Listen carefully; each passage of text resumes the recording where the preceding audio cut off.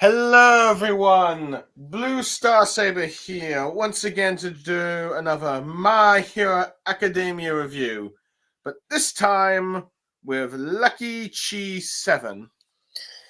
Yes, that's right. Your fellow dark hero has returned. Whew, it's been a while. Let's see. Yes, you have not been with us since granted, this is the first My Hero Academia review I've done for this year, but it's also the first time you've reviewed it since the All Might versus All for One conclusion reviews that we did. In other words, you end up missing the review that I and Margarita did discussing the Bakugo versus All for One fight, as well as his origins. So I'm just curious, before we begin the review of the last four chapters, let's see, what are your thoughts on what happened with the Bakugo versus All for One fight, as well as laying All for One's backstory, and why he hates the second user so much? It was interesting. Not gonna lie. Could you be a bit more clear? I said no, I thought it was fascinating just getting to know his upbringing and then Bit louder. sorry, I had something stuck in my throat. I liked his upbringings and kind of where his mindset was. I did like that for sure. Um, I don't know. I feel like it was cool, but part of me felt like something was a bit missing. Missing like what? I couldn't put my finger on it.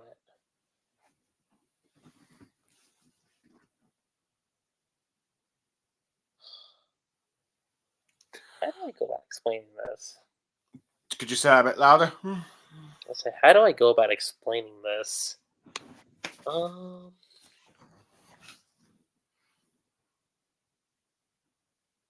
think it could have gone a little bit more in depth.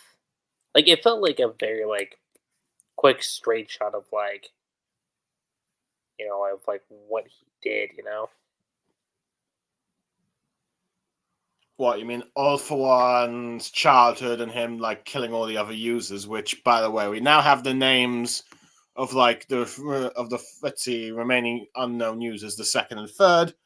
The second user is called Kudo, and the third one is called Bruce. Yeah.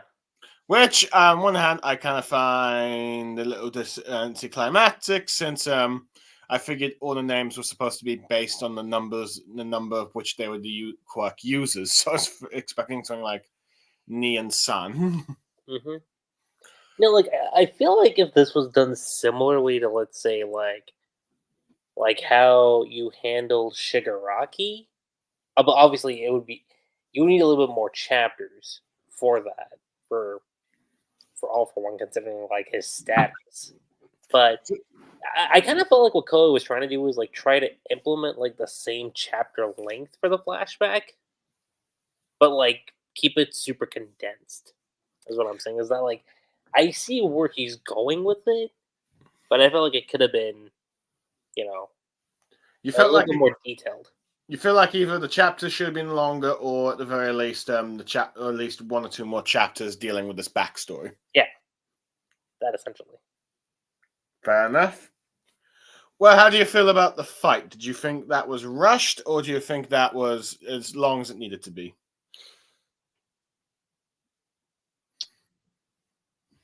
The fight by itself. I mean, give me. I'm sorry to cut you off. I'm giving you a call.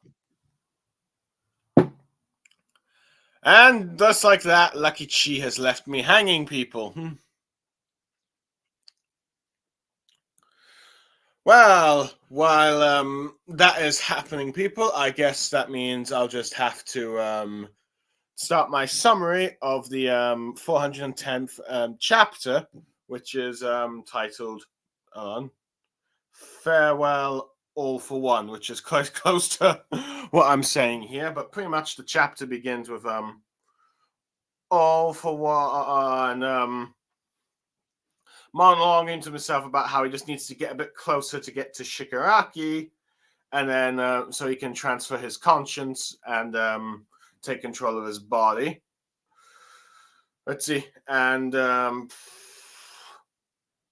let's see, thinking how the other him must have been taken out with a last-ditch effort. He thinks he can still, let's see, control the situation and steal it one for all. Thinking that without having his brother's quirk, it'll be all for nothing.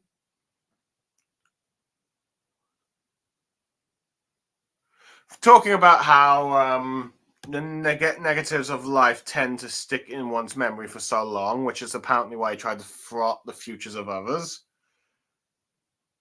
As he goes on about how he wants everyone's eyes to be on himself. And we see see him as a all for one as a baby, but with I believe the effects of the airy drug, if you will, on the sort of veins around him, showing that he is just about to probably disappear. But All for One goes like a bit saying he's a bit further. He just needs to go a bit more. But Bakugo ends up comes up and tells him that he goes on about how All for One hasn't really disappeared yet. He's all battered and bloody. He coughs out blood. And he doesn't have much strength left with the baby trying to get telling Bakugo to move aside. Well, that's what he's trying to say, but he can only just cry because he can no longer talk, as Bakugo points out. Realizing that All for One's on the verge of birth, meaning that All for One's about to disappear. Let's see. And he doesn't think anyone needs his help, as he ends up thinking back to a conversation he had with Red Riot, saying about how being able to keep standing for anything means that he's strong. So he still stands, showing that he's still like the strong hero. Let's see. As Bakugo tells All for One, smiling, that nothing but an absolute victory for him, so he needs to stand in front of him, which, let's see, kind of, you get like All for One's shocked eyes as a baby, but he's like crying, stay back, releasing that sort of like one of his spiky like quirks from his mouth, trying to kill Bakugo. But Bakugo grabs Sorry about that, Blue. Okay. It was just semi-work related. So Okay. Do you want to quickly finish off what you were saying, or do you want to wait until after I finish my summary? No, I think I said what I needed to say. Oh, well, as far as the fight goes, Yeah. let me see that. I saw a lot of slander when it came to the fight. I will say that. You saw a lot of people hating on it. Mm-hmm. Uh-huh. Was it because it was too quick, or Bakugo became too OP, or what was it? It's like a mix of both. It felt like it was a mix of both reactions. You had one half saying it was too fast, one half saying like, "Oh, it's just Koei giving more spotlight to Bakugo."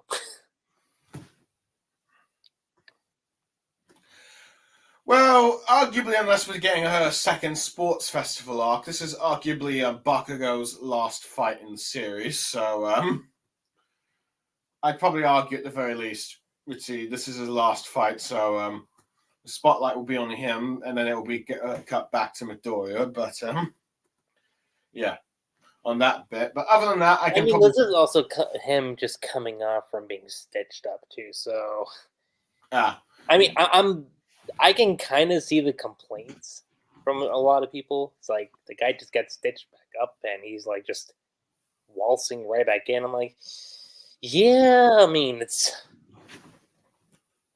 I know there's this thing called suspension of disbelief, but and to a degree, I do believe that does go.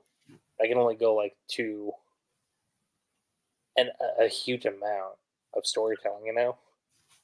I guess, though, arguably, I can see why Koei might want to try and conclude the sort of like Bakugo fighting All for One, since now don't get me wrong, I do like the parallel and connections that he made with the second user of One for All. I do like that. Uh-huh. Not obviously not a deliberate connection per se of like, oh, like it's like Bakugo's like great ancestor. No, not like that, but like similar appearances. Okay. Which arguably something that was kind of dropped when you had let's see, Kishimoto do that with Sasuke and Madara's brother. Yeah. Arguably, probably because but let's see, this war arc is having all its fights happen at once. This is probably why the thing let's see, Bakugo is recovered, let's see, kind of quickly, I guess. But at the very least, let's see, arguably, I'd say both Bakugo and All For One on Door's death. So you kind of got like let's see, a sort of quick fight. At least that's defense. I mean, arguably, should this war have happened in a couple of few days, at the very least, probably. But I'd say at least because I do feel like it does feel more of a skirmish than it is a war. I mean, again, it's not a bad thing that all this is happening one day, but it's like when you're calling it a war, it's like, really? Like I know we often griped about the Fourth Grade Ninja War, but I'll give the Fourth Grade Ninja War credit here is that like at least you had like some days pass by, even if it was only like 3 days. Technically 2. Well, okay, yeah, fine. If we're not counting Naruto versus Sasuke. Arguably, it doesn't really feel like it's part of the war. But anyway, yeah. Arguably, I'd say Koei probably doing everything all in one day. It was probably a mistake of this conflict, but yeah. But I'll probably say at least with this, like I said, let's see. Arguably, Bakugo probably healed a bit too quickly, but at the same time, I do think Bakugo. Let's see, Bakugo is fighting an opponent that's on his Door's death. Yeah, like I was gonna say, like if this was gonna be a case where like, okay, Bakugo goes out and fight, but say like it handicaps him on his like line of work as a hero, it's like okay, it's like yeah, he's going back in, but there's somewhat of a cost to it. You wanted there to be a cost to what happens to Bakugo. Well, I think if you were to make it more of like a tense situation, if for Bakugo's case, then yeah, I think that could have made it somewhat more digestible. Could you say that a bit louder? I said it would have made it somewhat more easier to swallow for some people, for sure. Make it more, is that what you meant by digestible? Mm-hmm. Okay. Who knows? Well, granted, we'll have to see what happens. Let's see afterwards, because let's see if there's any after effects from all the fighting the characters do after this fight. But yeah, like I'm saying, but yeah, I do think Bakugo. At the moment, found it like Bakugo's final attack pretty impressive, and I thought it was decent enough. But anyway, we're not here to talk about the fight anymore. Arguably, probably could have been longer. Arguably, Bakugo probably should have had more time, or at least, very least, shown that Bakugo had recovered a bit sooner, or at least maybe do a montage of that. But at the moment, we'd probably get back to like the summary of the chapter, which pretty much was, as I was saying before, All For One monologuing about how he needs to reach Shigaraki, but Bakugo's in his way coughing blood, but he's planning to stand. But All For One's trying one last desperate attempt to try and kill him with a stab, which he was some sort of stabby-like quirk, or some bone-like quirk, if I'm guessing. Yeah. But Bakugo uses his teeth to break it, saying it's all for naught. And All For One realizes that he let his emotions get the better of me as he's about to, let's see, disappear as he just goes like, no, no, no, no, no, no, no, no, no, no, no, no, hate, hate, hate, hate, Do hate, you hate. want to say that I did call this like months ago? Is that like there's one way I see All For One going out? It's gonna be like his like life force like withering away because of like Did you say that louder? sorry. I was saying that like I did technically call this like months ago whenever All For One like reinitiated like his own like life force, and the fact that he said like, "All right, I'm on a timer now." It's like, well, all right, all you have to do is just stall out the timer, and then he's dealt with. Uh-huh.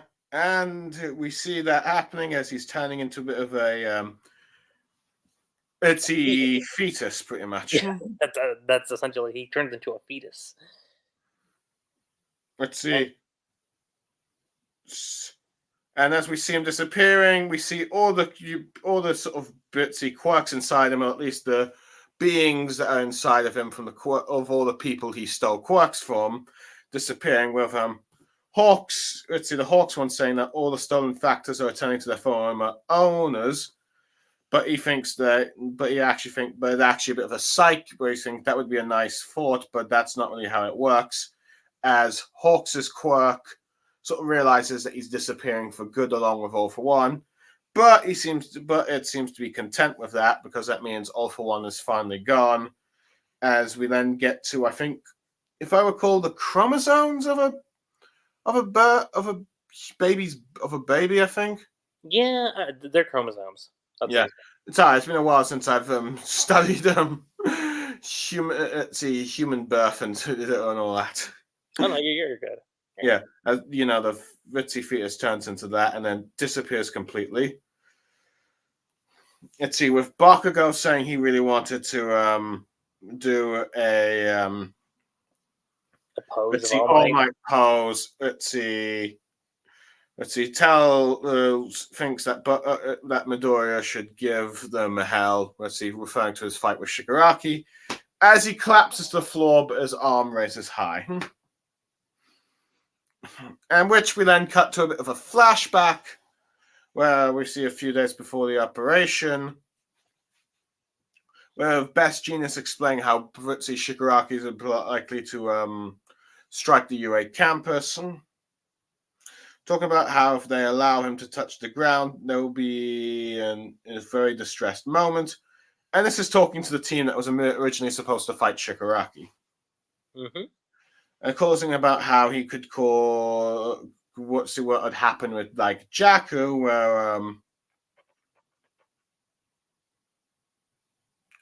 I think someone's thinking about how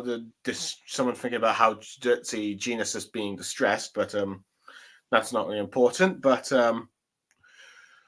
he talks about how he speaks on being on a united purpose in regards to what we seek to protect. With I'm trying to remember her name. I always forget these characters' names. You talking about Nejire or? Nejire. Yeah. Talking about how they've evacuated the area, so she's asking, "Are we supposed to guard some buildings?" Then you get Ed shot. Yeah, talking about how if the architecture itself survives, or rather, let's see, he's worried about let's see who's assigned at Dabi's Battle and Camino Ward. But talking about how they hope to save as many lives as possible. And then let's see, I believe Bunny Girl, is it? Or yeah, Mirko? Yeah, Mirko. Is it Bunny Girl, a superhero name? Oh, let me see. She probably does have a hero name. Probably just misremembering. Okay, Mirko's real name is Rumi. Could you say that again? Rumi. Rumi. Well, she's her hero name is Mirko. Mirko. Okay. Could you also speak a bit louder? Sorry. Anyway, let's see. Best Genius goes like the biggest issue, of course, is Shigaraki's state of personality. Let's see, saying how let's see, the All for One personality is actually probably more safer than his, because All for One desires to control, dominate, but Shigaraki, let's see, his goal is destruction, as Bakugo points out. And let's see, with Best Genius saying that with such hatred like that Shigaraki has, he may aim it directly at the Earth, possibly destroying large chunks of it. And talking about how in a world where we emerge victorious, thinking that even if they win, it'll be all for nothing if Shigaraki destroys everything before they can, rebuild and all that stuff. And then we cut to evacuation shelter, where we see seeing buildings destroyed, where an old married couple talking about how their home has been destroyed, or apparently the land they had since their grandpa's time. But we see Midoriya's mother here crying for Midoriya. And I believe we see we then cut to Shigaraki talking about not directing his decay on the surface. Yeah. Let's see, trying to cause a rather than doing it down in the deeps, it's the water, if you will, causing places to flood. Thinking about how he's going to take out at least 378 kilometers square of the country itself. And saying that in about a week's time, there'll be nothing left but the sea and sky. So, in other words, he's trying to destroy Japan. Thinking that this will destroy any hope of restoration for the country, as we see him swimming about. But then we see Midoriya kicking and smashing in, using this, I believe, the gear shift and the Fajin, as well as danger strength to try and keep up, as well as keep up the offense. With Shigaraki talking about how his master's dead. Yes. Let's see. Thinking about how it's because he didn't actually break Bakugo when he was being possessed by All for One, but at the same time, he's actually grateful for Bakugo. Or maybe he's kind of grateful for All for One. Hold on.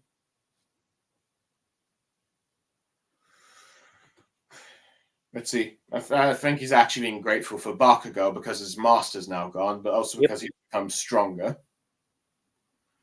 And now he's able to adapt to speed to catch up to Midoriya, and we see him touch. But Midoriya sort of blows away his fingers before he could use like his decay or anything. But with Shigaraki talking about how he slashed them off, but then we see the fifth user telling Midoriya that let's see, there's some dire consequences, and that is none other than the fourth Shimura has been stolen, and that also Midoriya realized that danger sense is gone too. With Shigaraki then telling Midoriya in the cliffhanger for this chapter about how long can you keep this up, ending this chapter. You want me to add something else on top of this? Sure, go ahead. It's not just the cliffhanger for the chapter, it's the cliffhanger for the volume. So this is the cliffhanger for volume 40. Okay. Ooh, we're in the big 40s now. You're right. So, yeah, that's the chapter. So, what are your thoughts, Sakichi? What are my thoughts? I mean, does this chapter address any of the problems you had with the Bakugo and All for One fight? I don't think it fixes... Okay, it's a good conclusion. I'll say that. I think the road to getting to the conclusion is where I'm like, gee, you could have... I still go back to the whole, it could have been, fleshed out a bit more. But, okay. But consider, like, if this had still just been All Might versus All for One, I think it would have been less of an issue. It's more of like, all right, All Might gets taken out. You just bring Bakugo back in. And then only for like a couple chapters, boom, he's gone. Like, So, would you rather Bakugo come back to help Midoriya against Shigaraki? Probably. Or see, I don't know. It's tough. Like I get it, Bakugo's like the fan favorite, but Go on. I don't know. Do you feel like when he got taken out, like him coming back in, kind of just takes away from? I'm not saying like him like coming back to life. I mean like just him like immediately getting back up on his feet and like going in for like another attack. Do you feel like that kind of? Could you say that a bit louder? I'm saying when it came to Bakugo, like regaining consciousness, do you feel like that by itself kind of devalues, like, like not that moment necessarily, but kind of makes it a little bit less believable. Like, okay, he's officially back up on his feet. He's taking out All For One, and he's like, kind of besting him. And yeah, I get it. Yeah, this is not exactly All For One, like, where he was before. But I mean, you're still talking about a guy that has like multiple quirks with them, you know? Well, I think, to be honest, Sakichi, the moment Bakugo was confirmed not dead, he was always going to come back. The only question was when. No, I wasn't talking about that. I was just talking about him like just immediately getting back up. That's what I'm saying. Bakugo immediately getting back up. Yeah, that, I'm not. I never ruled out the possibility of him coming back to life. I was just mainly talking about him, like immediately, like charging. Well, Sakichi, I think let's see if this war arc was like this final war was spanned from a few days. I honestly think that could have, let's see, it probably would have been, Bakugo would have been out for like a day or two, but unfortunately, since due to the nature of how Koei set up this conflict, Bakugo was always probably bound to recover on the actual day. On the actual day, he is actually also injured. At the very least, I can be at least grateful that he's now unconscious again. Instead of still kicking That's just my one. Against Shigaraki. Because I was going to say that's probably my one gripe about him coming back was just okay. What, him being unconscious again? No, not that. It's like okay, you brought him back only to put him back in the same spot that he was already in. Could you say that a bit louder? Sorry. I'm saying you bring him back, make him seem like he's completely fine, only to put him back in the same spot he was already in. You know?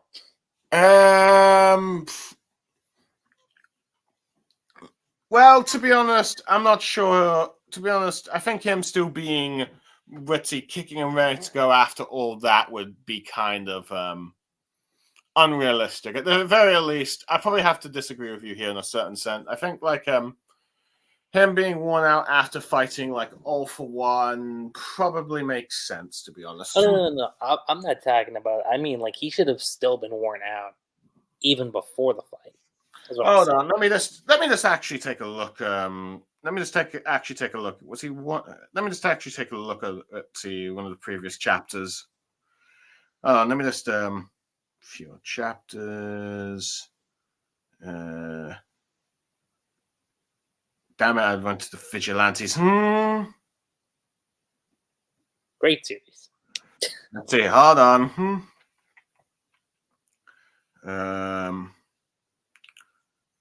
Let's see. Where is it? Chapter 404. Okay. Hold on. Not that one. I believe. Okay.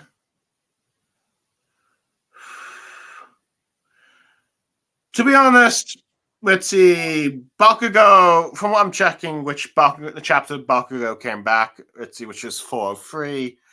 I wouldn't really say Bakugo looks like he's in like 100% back, full recovered. Lucky Chi. He still looks battered and beaten. Yeah, but still.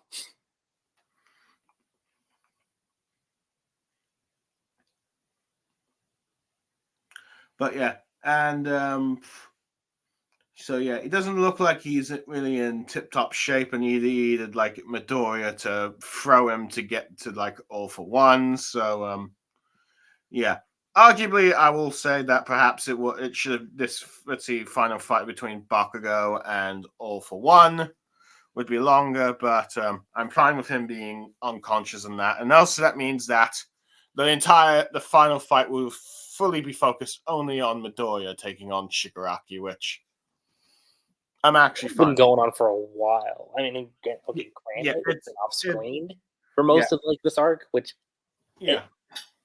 it's not a huge issue for me.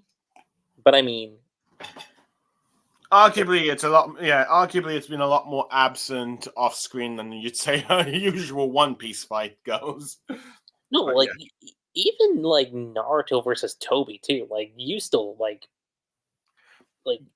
yeah, technically you want to say, well, that fight went on from like 575 to like what was it, 670, 680?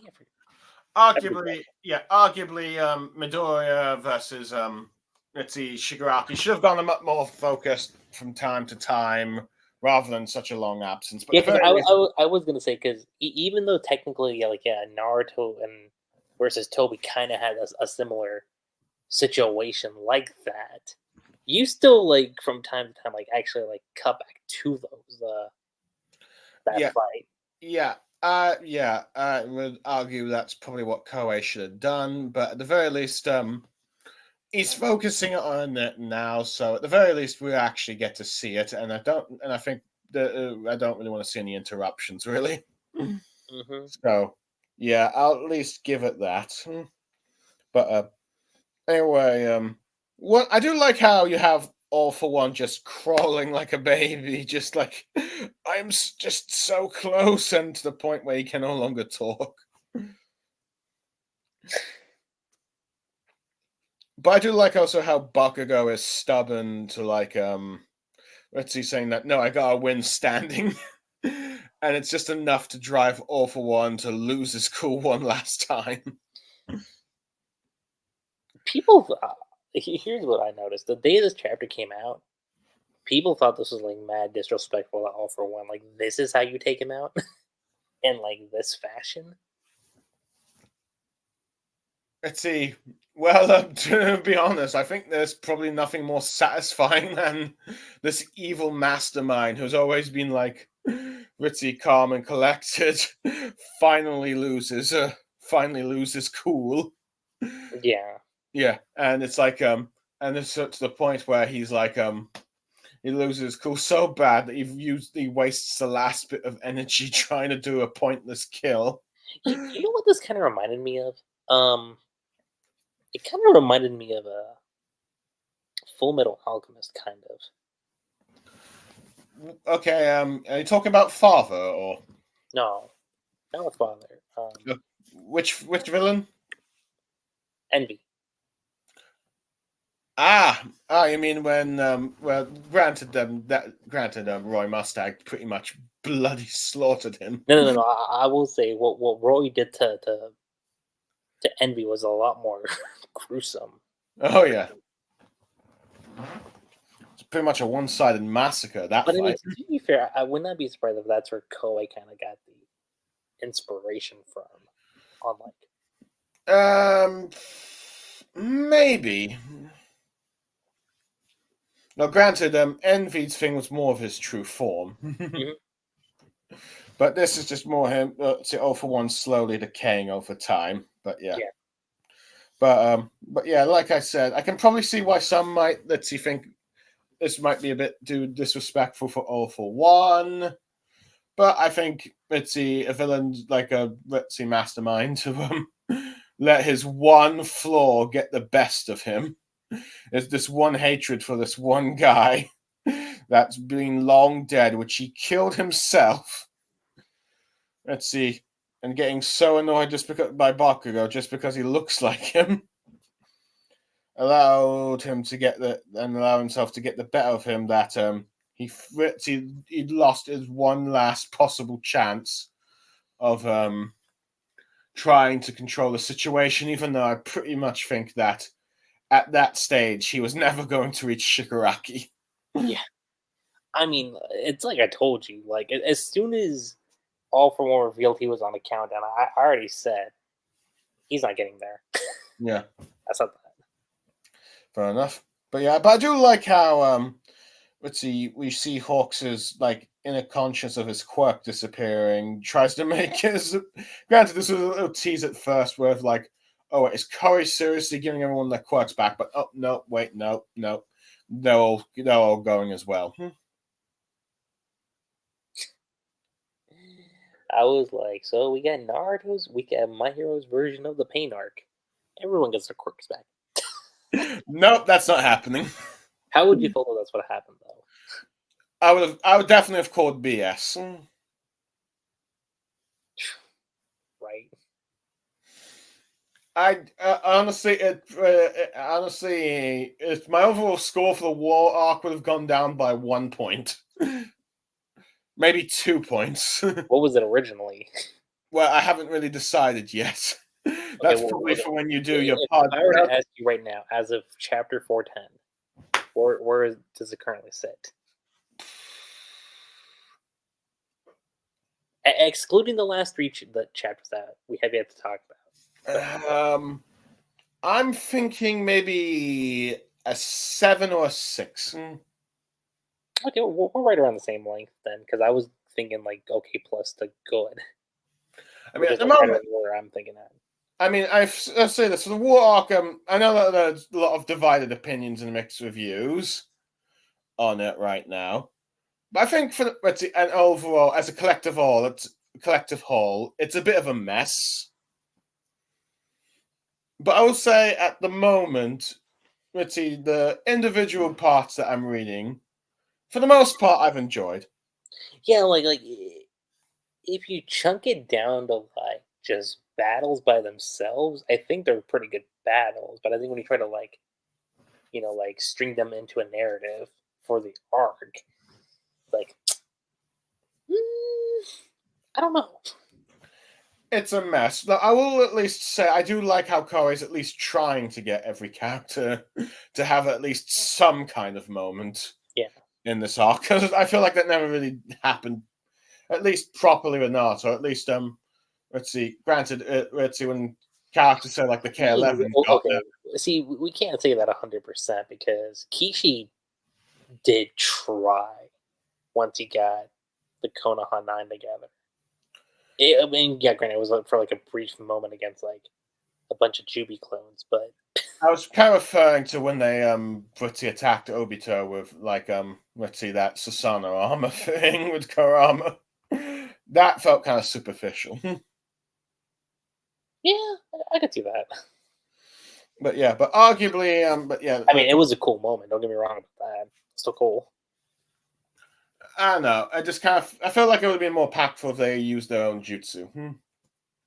I mean, granted, yes, I know Ino can't technically use anything but her mind jutsu, but still. See, this is where the Storm games kind of actually did some cool liberties with their jutsus, especially with Ino. You mean giving her flower jutsu? Mm-hmm. Yeah, let's see. Yeah, well, granted, I think that's sort of given, like, if you've only ever played Naruto games, you always get, some people might get the wrong impression that she's a flower fighter. Arguably, that's probably something that Kishimoto probably should at least. Even Sakura had a couple of moves too that I was like, see. Yeah, let's see. Yeah, I believe let's see, most games involving Naruto in Part 1 usually involved Inner Sakura as some sort of like genjutsu thing. Yeah. Which many people thought that was going to be the case with Inner Sakura, but that will probably be for a Sakura discussion video. And maybe I got something planned for the future. Who knows? But yeah. But But yeah, but where was I? Ah, yes. I do say, but yes. Currently, the war arc is like maybe a 6 or 7 out of 10. It's okay to slightly good, but it's not the best. I No. would. I definitely say in terms of war arcs, it's not the worst. Yeah, I was gonna say, like if I was to compare this to say like a good majority of War for Parity, that's like a majority for me. Uh-huh. But if I compare it to that, like yeah, this one obviously doesn't stack up to that one for sure. Let's see. Wolf. Let's see. Paradise Island. Ah, yes. You mean into like the end part of that one, Yeah. right? Fair enough. But yeah, I definitely say it's probably better than currently. I'd say I'd probably take this over the Fourth Great Ninja War, the manga version of the Bleach Blood War. Maybe. Mm, that depends. Well, I'll give it. I'll say this at least for the Blood War. The first half is better than than this arc. Yeah, like I'll say this up until the Ice Palace stuff, the Thousand Year Blood War is definitely better for sure. Yeah, yeah. Arguably, I'd say yeah. Granted, the anime version might just fix all that. So yeah, but yeah, but I definitely I'd probably say better than the Seven Deadly Sins War as well. You know, the new Holy War. Probably better than Fairy Tales. Maybe well, slightly better than Fairy Tales War Arc. I think. A lucky cheer there. Hello.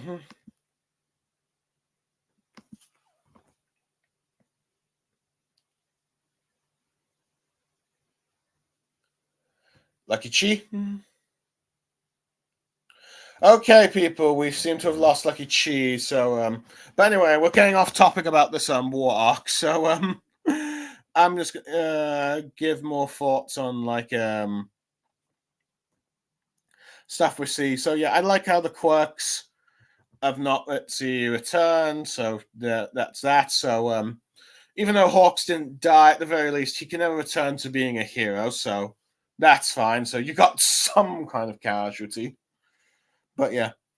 But anyway, I do like how we get a little flashback to like the heroes discussing what to do with Shigaraki and the fact that they need to try and prevent him from destroying, like touching the ground and destroying, like using his quirk to destroy stuff because, well, since Shigaraki could probably destroy large masses of the country, which we see that's what Shigaraki's doing. Ah, you're back, Lucky Chi. I've been listening. Fair enough. I wasn't sure what kept you busy, but I figured that we should probably get off to like remaining of this chapter. So Yeah. I do like how they talk about how they need to try and prevent Shigaraki from touching the ground, since he would destroy quite a large chunk of it, which he plans to do. And also the fact that in some ways Shigaraki is worse than All for One in terms of overall goals, because All for One is like a puppet master. He wants to control everything. Let's see. Hence his whole Demon Lord persona. But Shigaraki is just pretty much an agent for destruction. So let's see, because it's like let's see, because with All for One, you can defeat him, but you can at least rebuild afterwards. Shigaraki, if he destroys everything, you can't really rebuild. So I like that. And I definitely say the highlight of this chapter was pretty much the cliffhanger of like the fourth user's quirk being stolen. Definitely. And in many ways, this is probably leading to your prediction of like Midoriya losing all the other quirks, right? I mean, look, when I said that, I was like thinking, oh, could I see it happen? Yeah, but how likely is it? I was like, I don't remember the exact accurate uh, estimation guess that I made, if I did make any. But I know in my head I was like, oh, I'll say 30% chance it does happen, 70% 70% chance it doesn't happen. I was on that side. I'm like, okay, I'm pretty positive that's not what's gonna happen. But if it does, wow.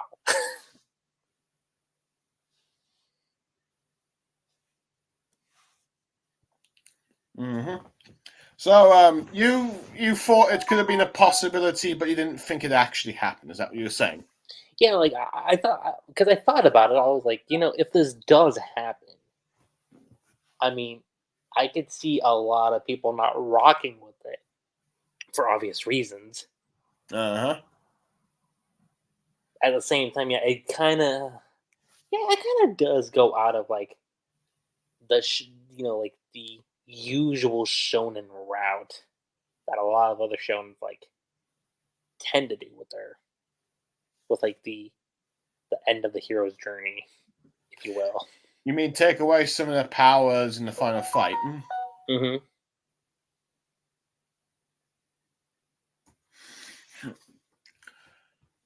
Arguably, yes, though granted, I think this is the first time that I think it's happened in sort of like the middle of a fight, or am I getting this wrong?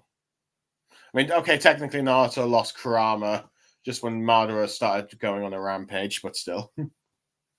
Oh, that was the beginning of a new fight, technically. Hmm.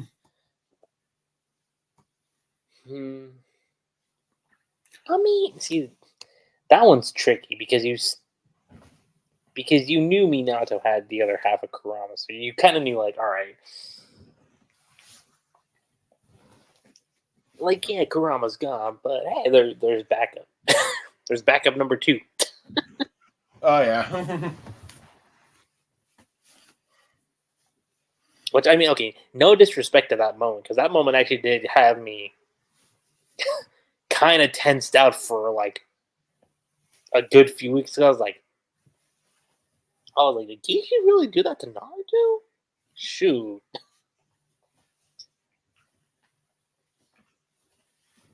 Arguably, yes. No, because I remember thinking to myself, I'm like, someone must have really messed up his Christmas. He was just like, you know what? No, I don't care about the readers. There. That's your last chapter of the year. Just Naruto losing his powers. Like,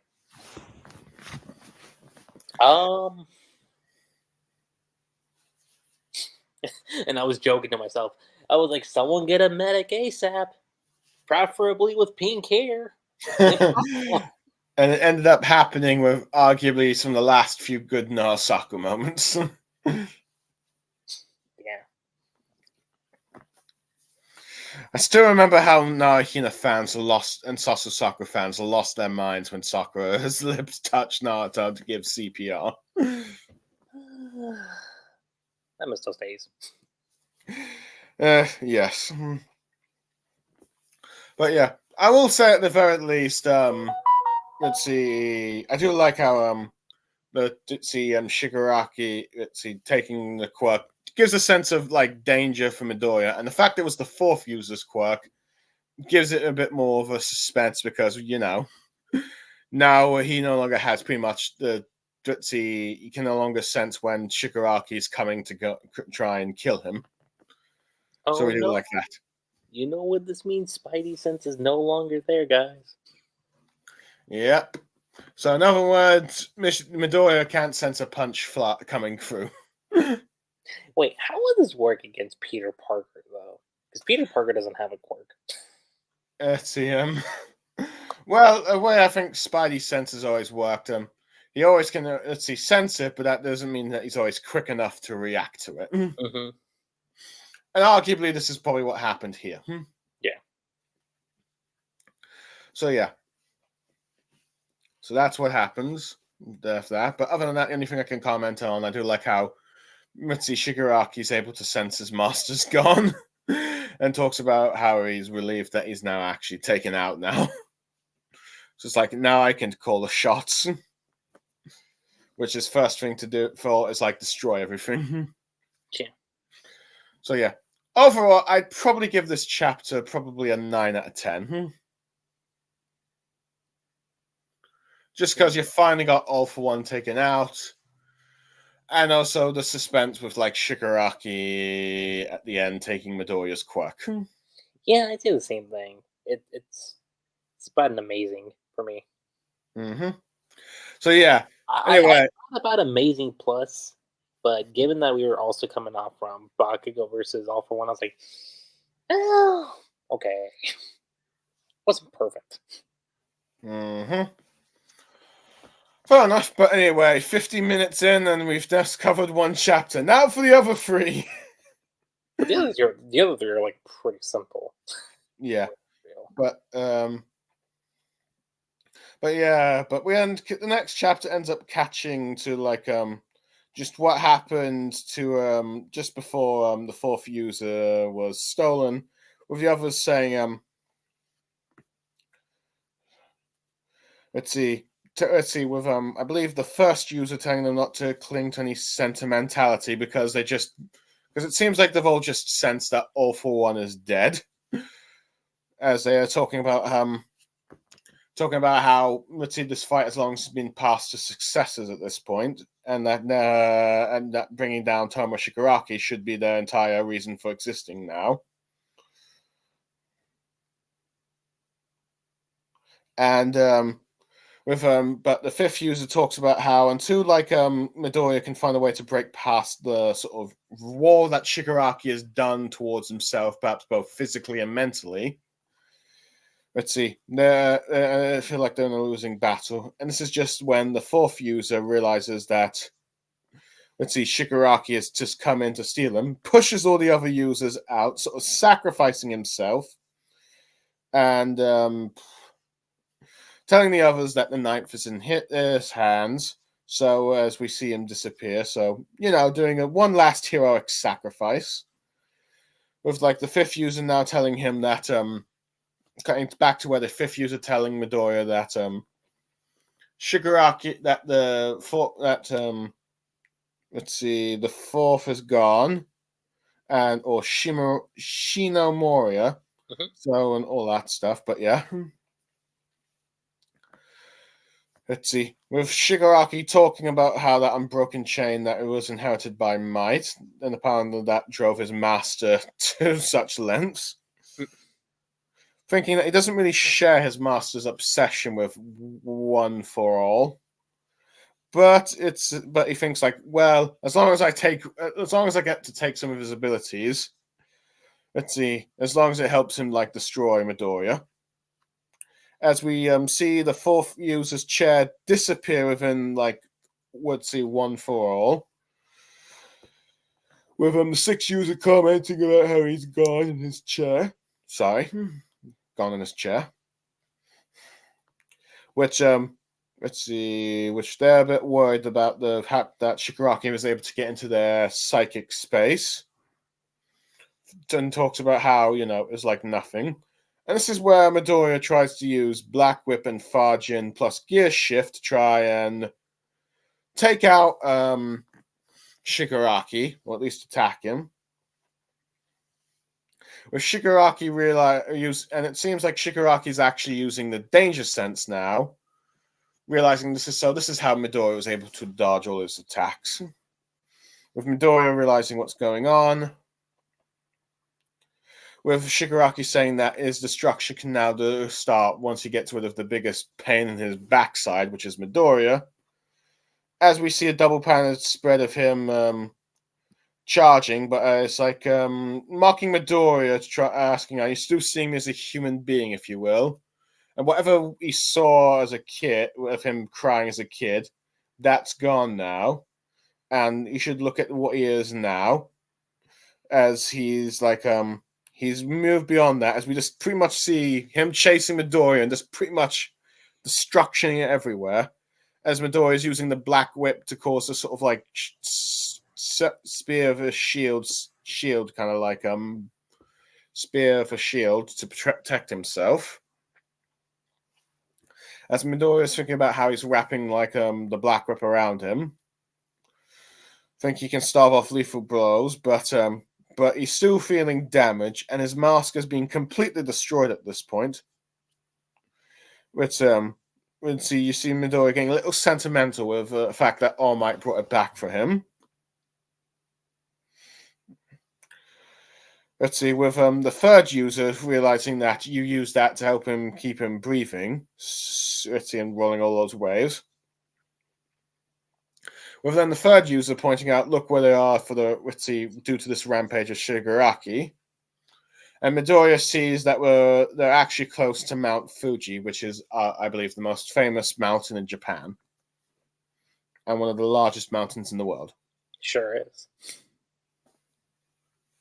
Though, granted, I don't know why I'm spouting that pointless trivia, but yeah. No. Let's see. But the third user talks about how Gear Shift is starting to wear off. Let's see. With him trying to also remind Bruce trying to remind him that he only stole a quirk, and that doesn't really affect his overall physical boost. So even though Midoriya has lost a quirk, he still has all the inherited strength for those years. As he explains how it's all stockpiled from like the first to All Might. With the sixth user asking Shin Midoriya just use what power he has left to escape. Mm-hmm. Let's see. With the fifth user going like, "Are you for real?" And it says like with where as he points out with like the fourth user gone in his danger sense or Shinamoriya. Let's see, and saved us minutes ago, saying that the next time that monster lays a hand on the ninth user, he could end up snatching the rest of them in his grasps, and thinking that if they're all stolen, that will be the end of that. With Shigaraki then revealing that he actually can hear all the chit-chatting with all those previous users, as the second user comes out, saying that thinking about how you lot Ritzy ran and hide to get stronger. He's going to try and take them all out before they do their next big escape. And goes on about how he's going to destroy until there's no place for them to run. As he comments that he was looking for that Spinner, his friend Spinner was looking forward to all that destruction. As we're going to get a double panel of Shigaraki destroying all around the thing, as he says that Fuji will be gone with the time he's done with it. As we just see him smiling at the destruction. As the previous users realize that he chased them here for like let's see, directly here on purpose, because if he uses decay on that, let's see, the mountain will pretty much erupt, causing who knows how much destruction. With the sixth user, I think, and talking to Yoshi about how there is like let's see, this as he's not really a proper successor for All for One. Talking about how he only really wants to destroy. Yeah.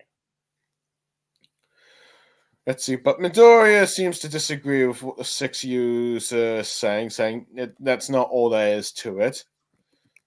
Let's see, thinking how some were connected, some were inside him. Thinking back to what Uraraka, let's see, said earlier to him. He says that somewhere inside Shigaraki is a person, as we get a close-up of Shigaraki's face, ending the chapter. So, Lucky Chi, what are your overall thoughts on this chapter? Speechless. Good speechless or bad speechless? Good. Definitely good. Yeah.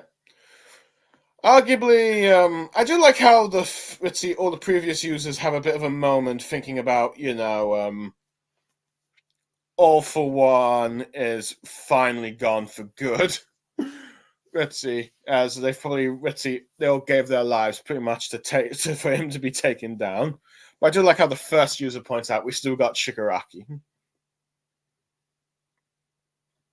Mm-hmm. I do also like how the fourth you get sort of like the fourth user doing like a sort of heroic sacrifice to save the others when he realizes that Shigaraki's there. I do like the sort of combinations you have Midoriya using of the quirks to create a sort of like I guess you could say Dark Arc, let's see, arms and if you will attack. Yeah. And then also using them as a spear for defense. But I also like how. Sorry, go on. No, definitely. So what I was just saying. But I also like how Shigaraki is just using the fourth user's quirk. And I do like how he goes like, you know what? I'm not really that obsessed with one for all like my master was, but whatever advantages I can take, I'll use it. And I do like how he goads Midoriya to thinking like what he saw previously in like the Paramount War arc. Is saying that, yeah, you should give up on that. I'm this being of distraction now. All that stuff. And I do like his plan to go to lure Midoriya to Mount Fuji, to like forcing Midoriya not to flee when the others consider it, because it's like he can bring all kinds of destruction if there is decay touches that mountain and its volcano. I mean, look, Shigaraki is just built different. That's all I'm gonna say. He's built different. Yep. He pretty much wants to destroy, and I do like how he brings about how he remembered his promise to Spinner of doing it. So, well, I mean, here's the other thing. It's not like he was born evil. As well. Yeah. Like, because if you didn't get the backstory of Shigaraki like at all throughout the manga, you would think, okay, he's just a generic,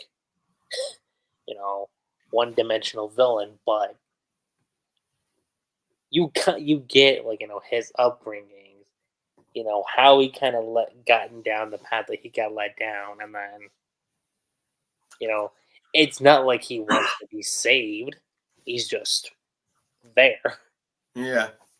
He wants to destroy, but yeah, I do like he still does value some camaraderie with his with the League of Villains, but yeah. Yeah. See, that's the one thing I want to say is that I like that with Shigaraki. It's not like he's having second thoughts. It's like, look, I'm on this path now. There's no point in me stopping. Yeah. Though, granted, it seems at the end Midoriya still thinks there's a person inside Shigaraki. So, which, arguably, this is something that could arguably... I gotta ask, how would you feel if you do get that redemption? The Naruto Sasuke redemption story arc. Only this time you get it with Deku and Shigaraki. I just can't really see it working in this kind of situation now. I mean, even me, even when it came to Sasuke, I said, Sasuke being redeemed was already a stretch by the time you get to the summit. So, I mean, to be honest, Shigaraki is much more destructive than Sasuke ever was, to be honest. Mm-hmm. And I know some people want to say, well, what about Eren? I mean, here's the thing. Eren had good intentions. That's the difference.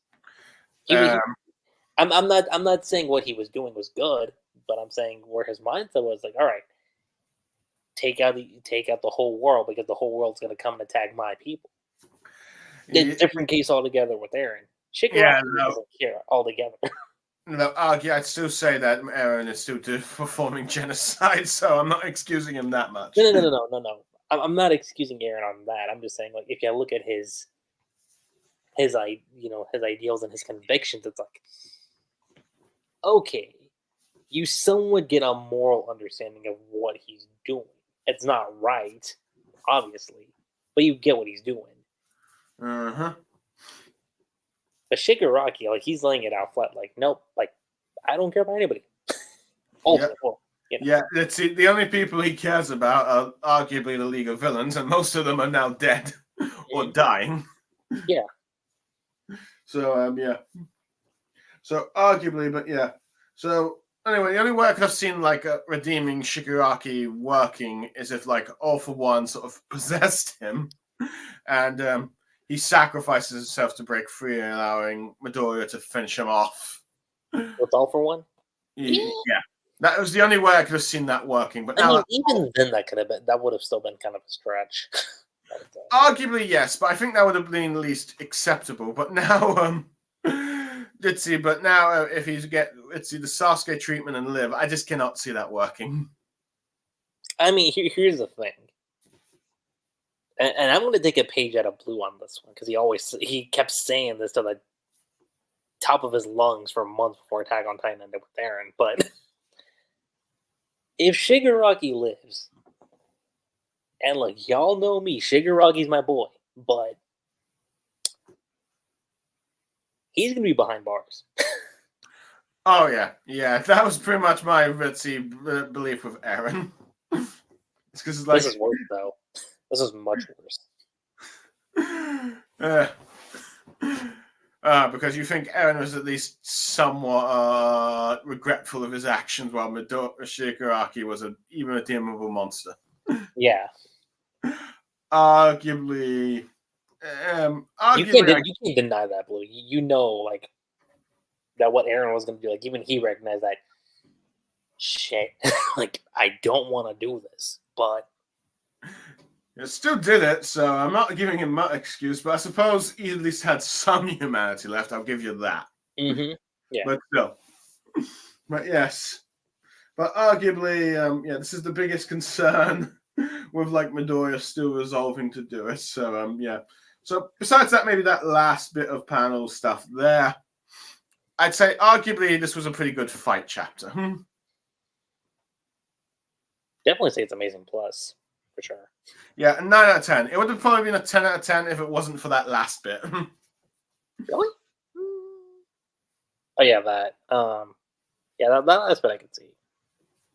So yeah. I mean, okay, if you want the shippers to come out and say, well, you had a little bit of a nice like Izu Ocha connection right there. Yeah, kind of. But see, that'd be me putting my bias in then, and I'm not doing that for this. So yeah, that was chapter 411, which I forgot to name as History's Greatest Villain, which is a bold statement, to be honest, but I mean, in shonen history, I mean, who do we have? Yeah, you got Tagoro, you got Sensui, you got a lot of villains. Frieza. Yeah. Got a lot. But yeah. You've got all like the One Piece ones, arguably even some of the Naruto ones. But yeah. Go ahead and start off with our next chapter. But that's pretty much but yeah, before we monologue into like we did with that in all those war arcs, we'll get to chapter 412, which is named History's Maddest Hero. which is arguably these chapters are named after Shigaraki and Midoriya themselves. Yeah. But yeah. Which arguably after this, Shigaraki might just be like the most dangerous villain in the world ever faced. But yeah. But anyway, Midoriya's thinking as he's doing a punch about how inside his body has left him sort of like immobilized. So he's going to use the fifth Black Whip to flex and extend all his muscles. So he's using the quirk inside him to sort of help him sort of bend, stretch, if you will. At least that's how I understand it. And also give him enough time to power up to use the third's Far-Jin, or Bruce's Black Far-Jin. I'm still not used to the fact that the third user is called Bruce, which I assume is probably a reference to Bruce Lee, but hey. But anyway, but by using that to release Far-Jin, we'll allow Midoriya to do a bunch of blasts of air as we get a montage of all the times Midoriya is training with the blast of air. As he's able to do a Delaware smash, aiming, I believe, at Shigaraki, blowing him around. With Shigaraki saying that's quite a peak performance. Realizing that Midoriya is able to predict the range of his decay. And apparently using the wind's blast to gorge out the land from being, blown away. Let's see, and also by like removing bits of the Mitzi area, he can prevent like the decay from happening. But let's see, he thinks it's only a stopgap measure, and he can just apply his like touch as many times as he like. As we see a smoke cloud, which is clearly the 6 users' Quitzy quirk, which Shigaraki comments on, and we see like the black whips coming around for Shigaraki, with him understanding what is going on, as we see Midoriya punching Shigaraki, I think even blowing his arm off. Which we see with Midoriya talking about how he's applying the second gear shift with, let's see, the 6 smoke screen holding the clouds in place, so that,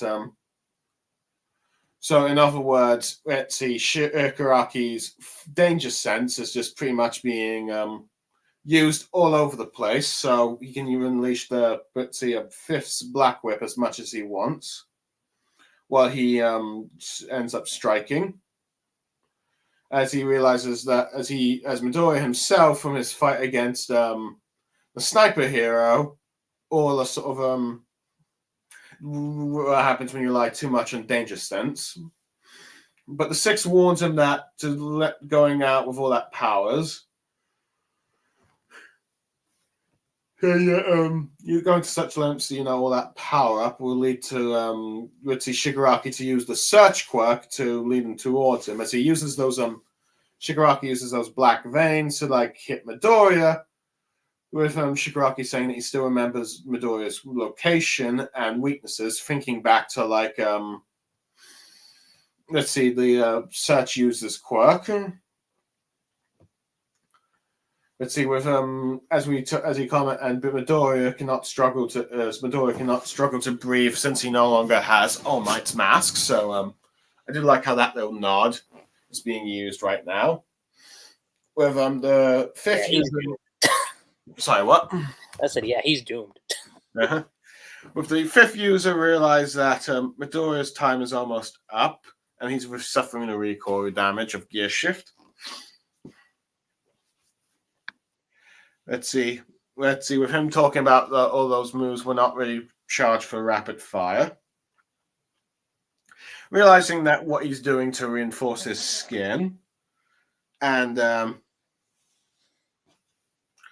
let's see, thinking that, well, he might not be able to, if Midoriya is able to hit him with all those moves, he might not be able to put himself back together. Let's see. But at the same time, let's see, but at the same time, Midoriya is having all this difficulty trying to protect all these things. Because Midoriya is not trying to kill him yet. But Midoriya ends up saying that he's not giving up on that crying boy within Shigaraki. As Midoriya starts to try and attack Shigaraki again. With Shigaraki going on a speech about how people have a very narrow-minded view from their perspectives. And we see a bit of the audience going on, watching the fight, which I forgot that was still happening. Oh, yeah, no, they've been noticing this for like a while. Yeah. I assume it's probably a news channel going on, but people are like, can't see anything. As Shigaraki goes about how the world throws this inescapable thing at them. Let's see, they try to put all this rationale to put them in their ease, but he thinks that Midoriya is putting himself into a narrow view world as we get a close-up of this one woman. And thinking that Midoriya is just seeing what he wants to see, pretty much. As he talks about how he can see all the ghosts inside him, given this is one of the peaks of sealing hit one of the parts of his quirks. And all that stuff. But he tells Midoriya to take a closer look inside of him as well. As he thinks that as we see all these sort of like buildings and blocks surrounding what that crying little boy was there. So this is his worldview. That, let's see, whatever that little boy that Shigaraki was, now he's just Tomura Shigaraki.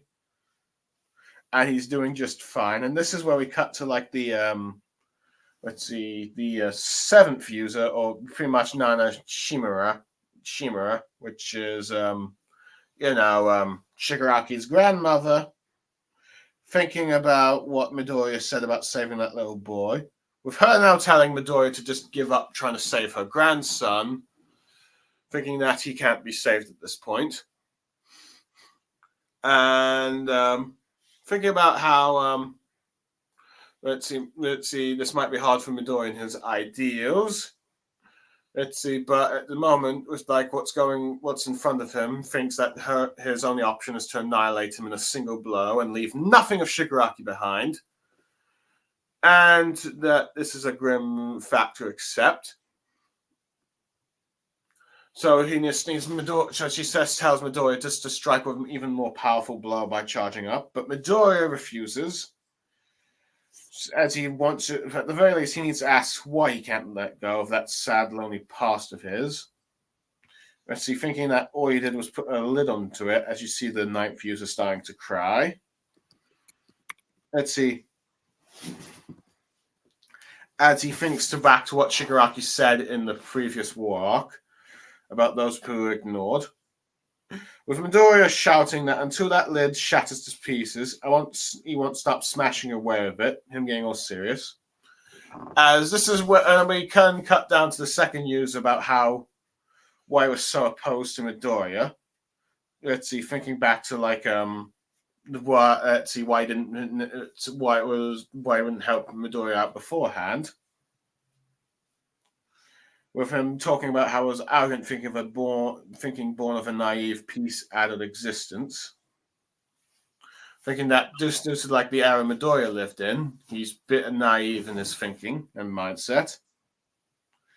But Midoriya, but at the very least, he's also realized that he's observed Midoriya for the time being. He's learned the truth about it.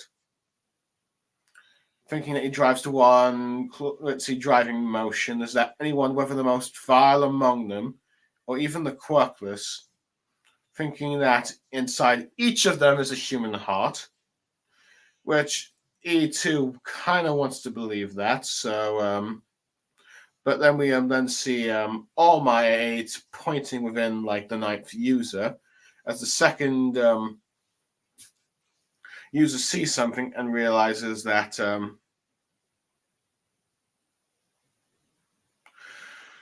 let's see, thinking back to like when All Might went to Midoriya about how he could become a hero, thinking about how he might call himself a fan of Saturn sentiment, but let's see, now he has to do exactly what he says. So he's like, as he's thinking about Midoriya, thinking that he's going to bet everything on him, thinking that it's time to part ways with One for All, as arguably the second user realizes that he's probably going to need to sacrifice himself, ending the chapter. So, Lucky Chi, what do you think of this chapter?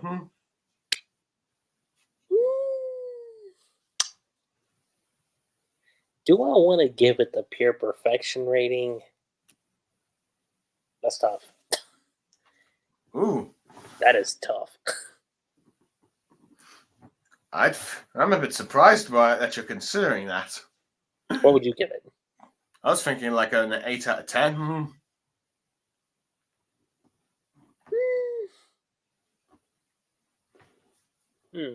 Maybe a 7. I gotta think on this. Let me think. Anyway, I do like how Midoriya is trying to use the combinations he has left to try and create powerful air blasts in order to create Delaware smashes to prevent Shigaraki's decay from reaching. Yeah, I think that's where I'm kind of sitting at. This is like, if you're looking at it from like a battle chapter standpoint, it's pretty good. Yeah, let's see. The fight bits are amazing, and Midoriya also using like all those abilities to try and use out, let's see, danger sense so much that Shigaraki does not know where he's coming from. I thought that was also pretty good as well, as Midoriya is using his past fight against the sniper hero. What's her name again? I've forgotten her name. Lady Nagant? Oh yeah, Lady Nagant. I really need to start rereading My Hero a bit more. But yeah, using that. How many years have you been with the series? Oh, let's see. Since 2016? Yeah, since 2016. So yeah. So yeah, 8 years pretty much. But yeah, My Hero Academia, 10 years old. But yeah, we're finally there.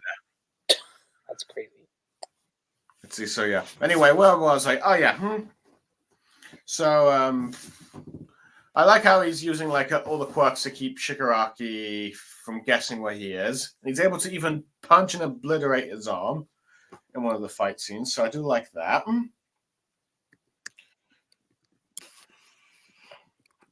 Keep going. But I do like how Shigaraki is able to just counter Midoriya with like the search quirk that All for One stole. And Midoriya is starting to feel the effects. I do like how the battle is so destructive that people cannot see what's going on in the TV.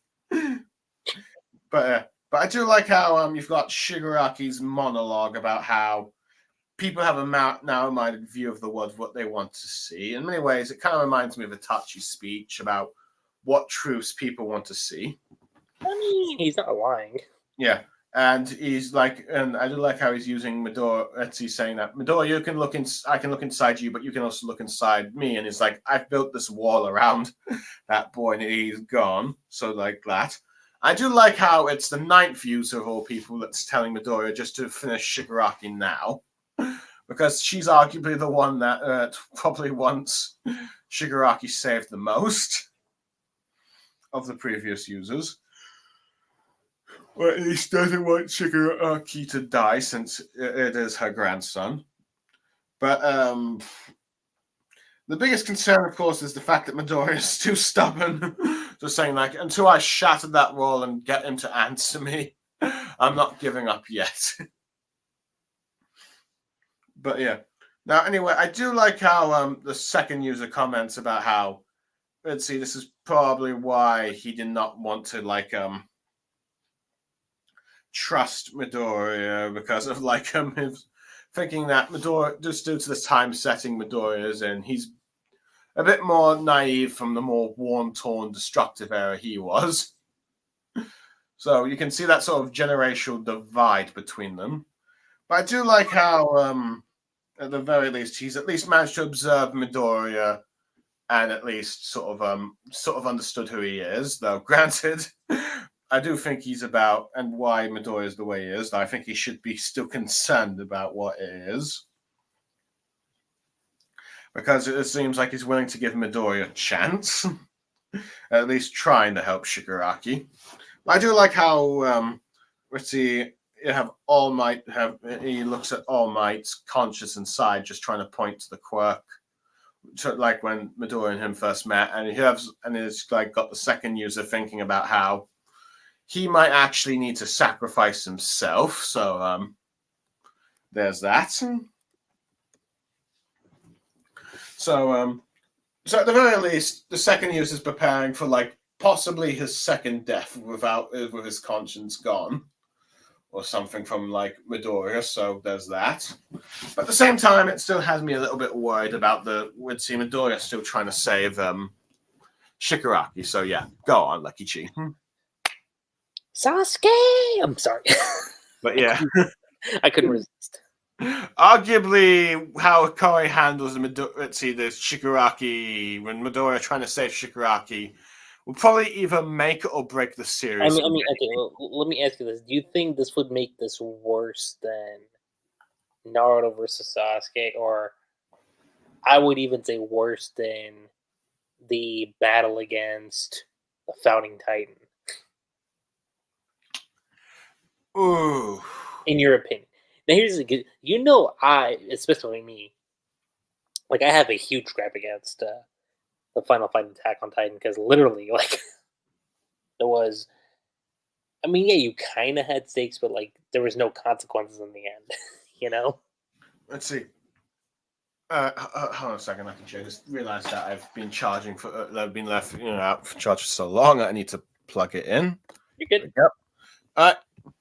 There we go. That will keep it charging, at least for the time being. Let's see. Well, okay. Well, I'd say with Attack on Titan, for me, the final fight isn't really that bad, and even Mikasa killing Eren isn't really a problem for me. I wouldn't say it's bad. It was just like the way it was done. I was like, really? That's it? Well, I'd say everything until I think everything that let's see was there until like that last chapter. I wouldn't say is necessarily bad. I mean, could have been better, sure. Particularly, I think with like the let's see with like the when Armin started to gain control of some of the like previous Titan users, that could have been probably explained better. Why certain ones could let's see regain control and some don't. But and also that sort of like let's see centipede like thing that kind of felt weird.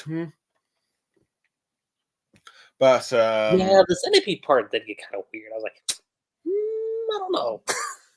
let's see. It's more of just like let's see this is the last chapter that's really the problem. But yeah. And Naruto and Sasuke was too quick.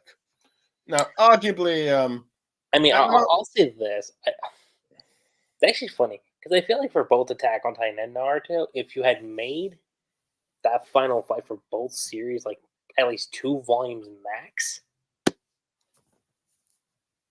with some content. Okay, Naruto and Sasuke lost an arm. That's a big deal. So I can't say Naruto didn't come out with nothing.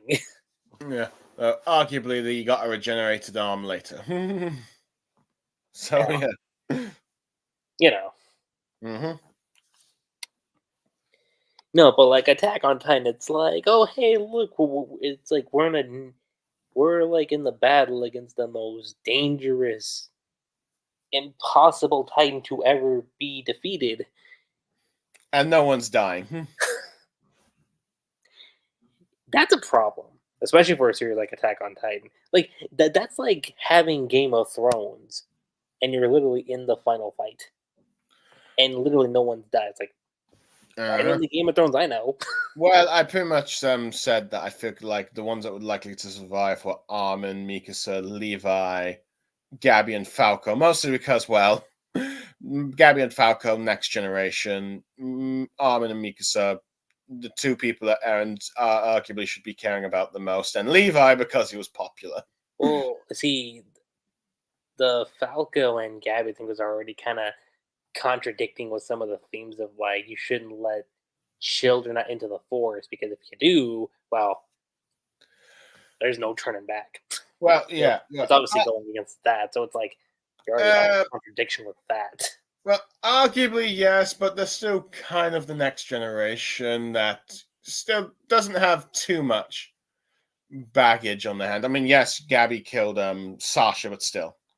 But she eventually that shouldn't excuse her though. Yeah, I'm not saying that she's excused, but I do think she did realize in the end that look, if anything, Falco has a much better excuse than staying alive than Gabby. I'll say that. Yeah. Arguably, yes, but I would probably say at the very least, let's see, Gabby still being alive for Falco's sake. That's mostly what I'm just saying. But anyway, so in short, Blue's just pulling a favoritism. I don't. Let's see. Gabby isn't really my. Gabby's neither one of my favorites nor one of my hated. I'm just picking on you. All right, fine. But anyway, we're getting off topic a bit.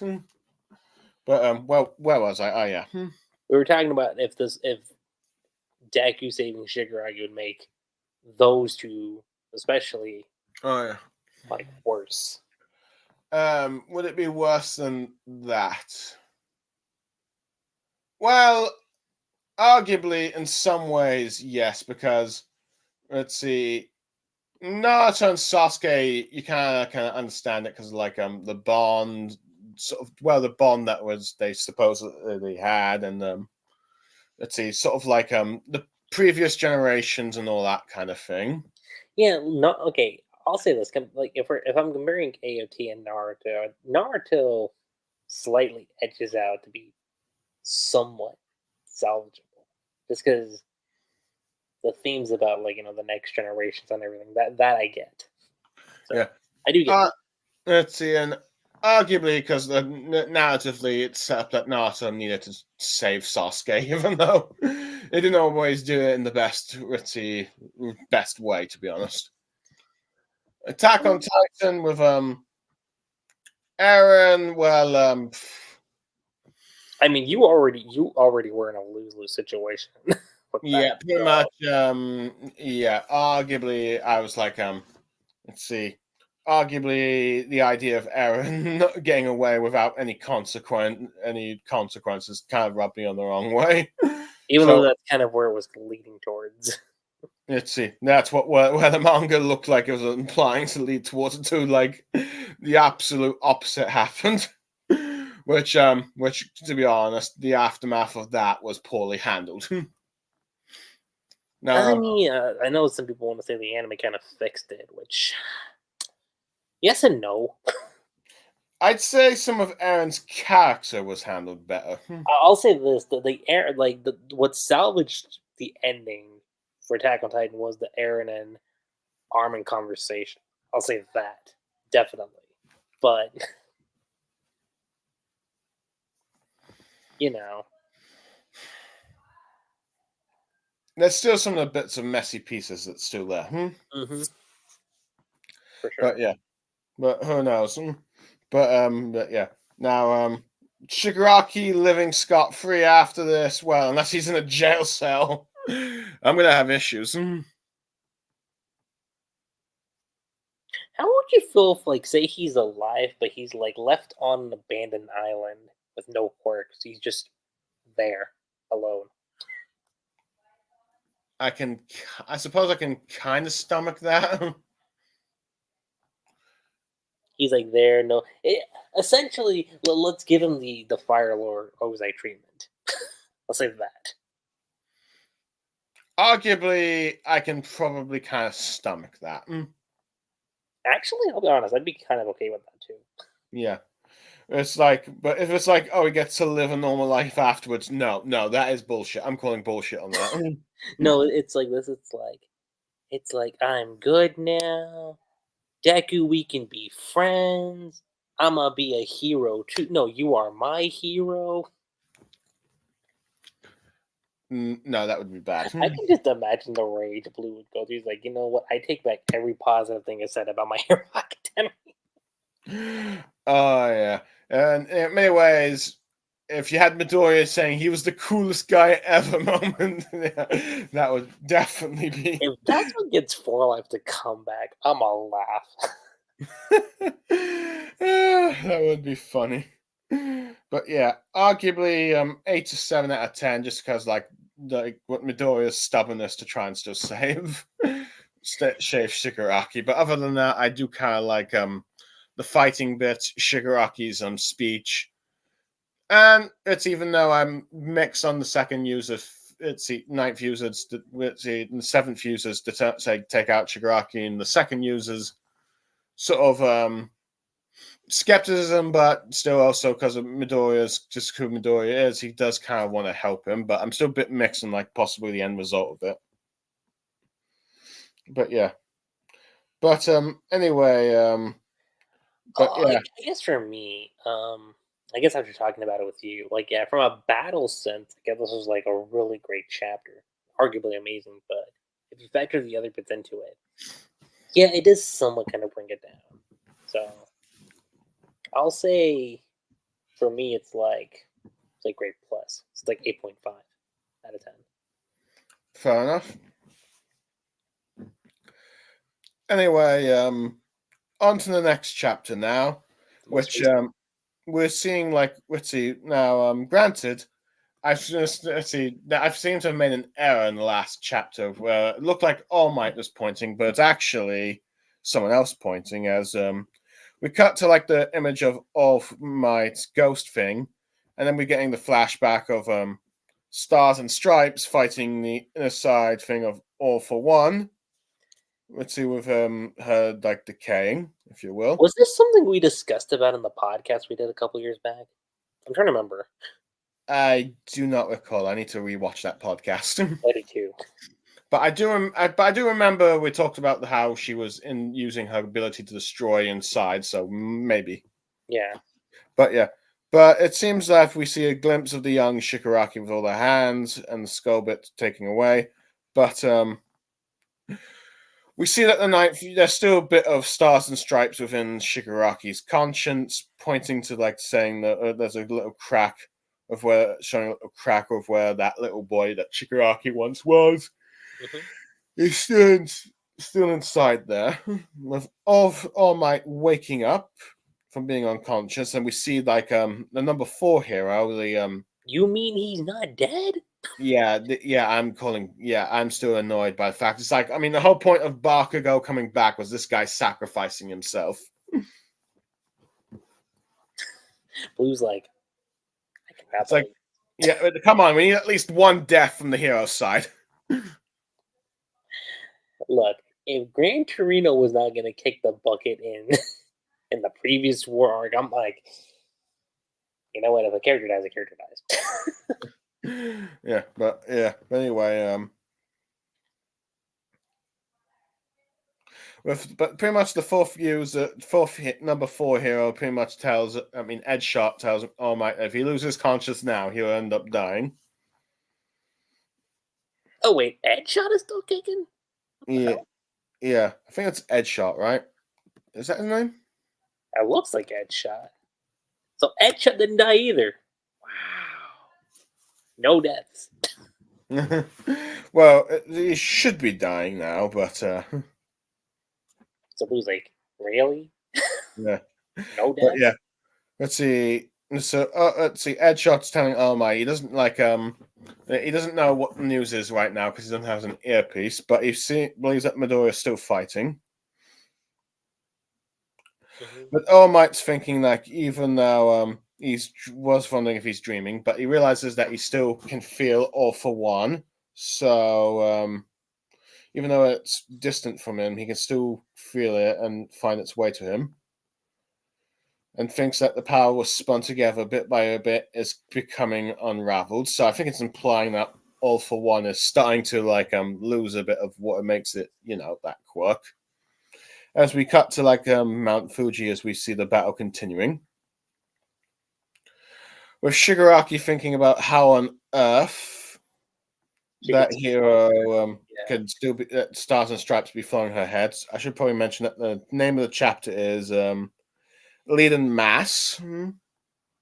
Yeah, that's what it is. Yeah, as we thinking that she should have been totally obliterated from him. As she ends up remembering, I think, let's see, Stars and Stripes' last words about how, let's see, someone would have their will of heroism.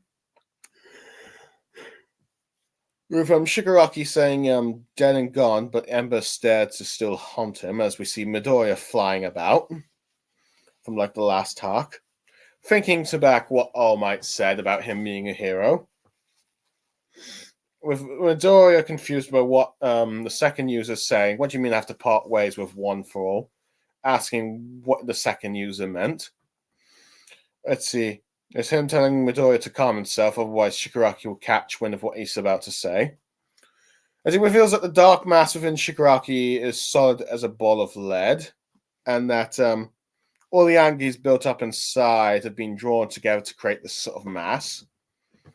And it's like representing his sort of raw hatred, if you will. Mm-hmm.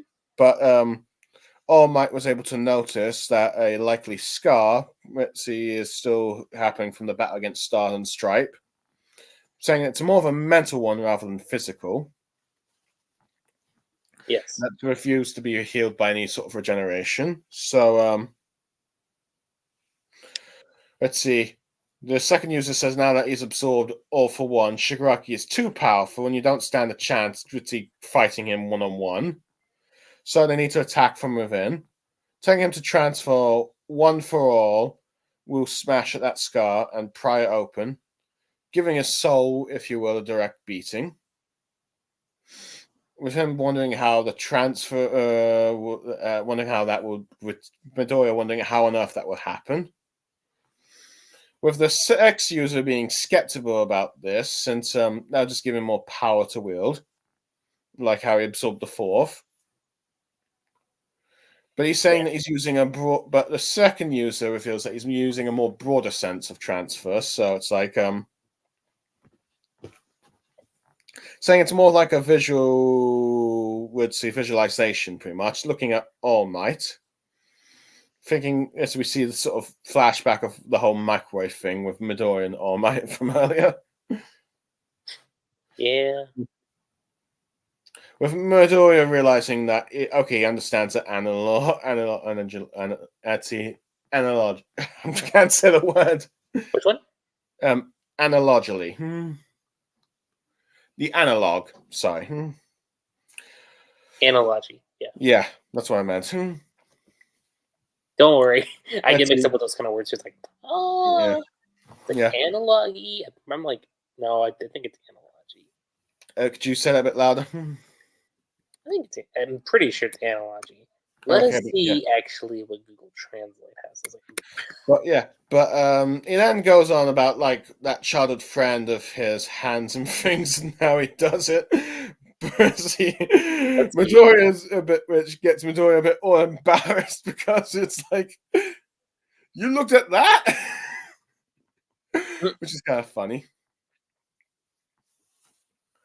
Let's see, thinking about how a sort of transfer like that can even break or wound something. analogy, Blue. Yeah, analogy, sorry. I was like, I'm pretty sure it's analogy. Yeah, it's analogy, sorry.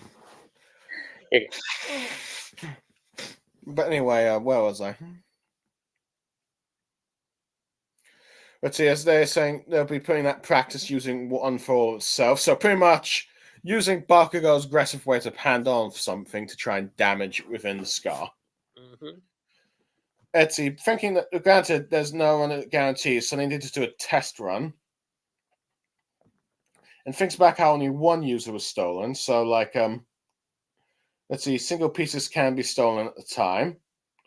And thinking about how there's all these factors incorporated into one for all, it makes the components of their quirks, but also special powered factors and all right. So Midoriya thinks like if we throw him with enough things to shatter into nothing.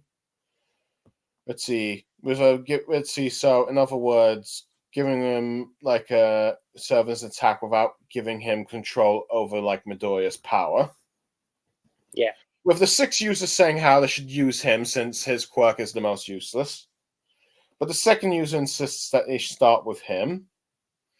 As Shigaraki gets closer to Midoriya, you see the 6 user protesting, thinking it's the cornerstone to this fight, saying if this goes, this doesn't go as planned, they will no longer have his power to fight along the side. But the second user says that if we don't act now, Midoriya is dead.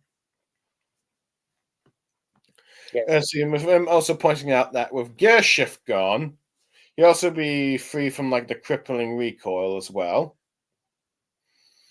And even if some miracle that Shigaraki can make use of Gear Shift, he'll still see the backlash will just go to him instead of like Midoriya. So basically, we're gonna overload Shigaraki. That's what we're doing. That seems to be the case with the third user saying that he's been every step of the way with him, so it seems it's just too risky. But the second user says that this is a bet and a gamble. Talking about how they lived through crude times, to say the least, and when up against the wall, they had to make plenty of witty, callous judgments, as his words. Thinking how, but he says that nothing can be crueler in this current reality.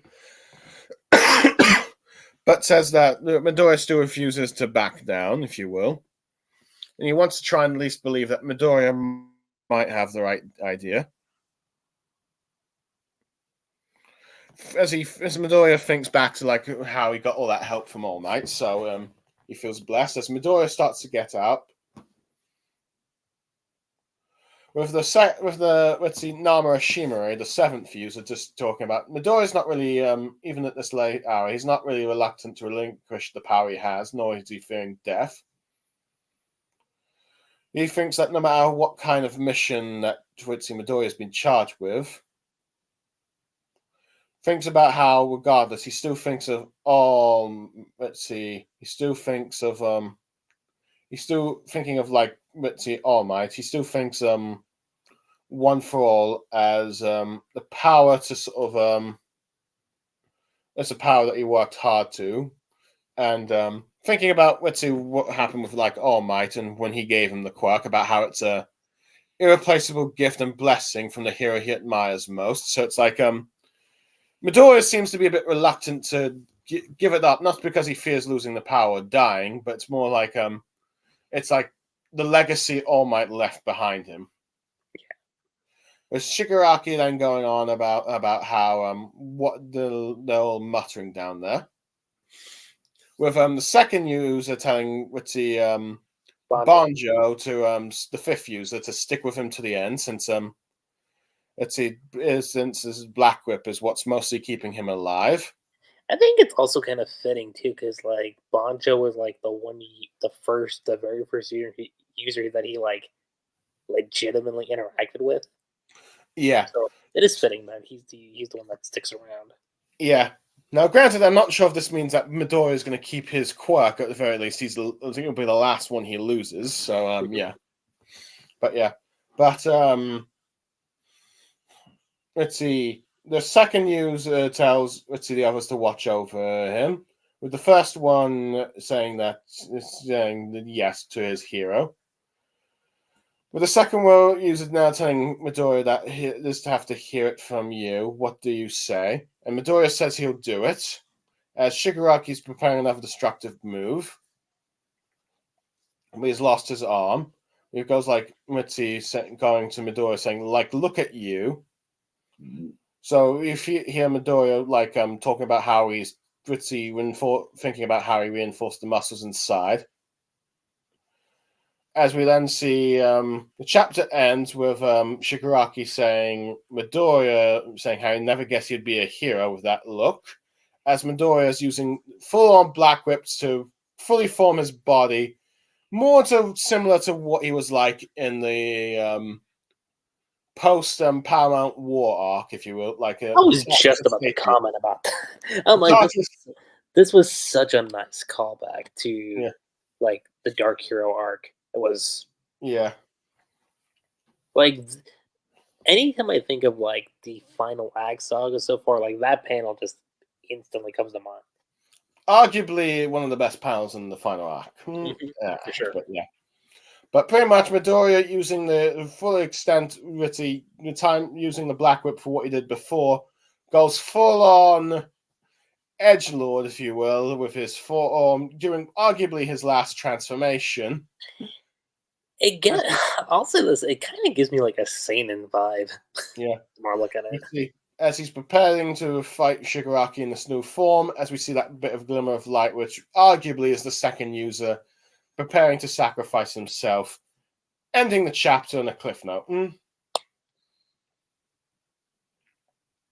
So, Lucky Chi, what do you make of this chapter? I'm gonna say 2 words: pure perfection. So you think it's a 10 out of 10? Mm-hmm. Okay. Especially with that ending shot. I definitely say that panel is probably the best and probably a 10 out of 10 in itself, but yeah. Yeah. I'll definitely say I enjoyed the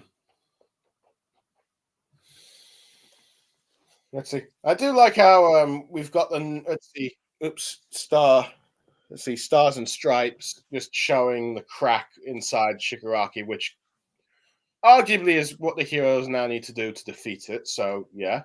Mm-hmm.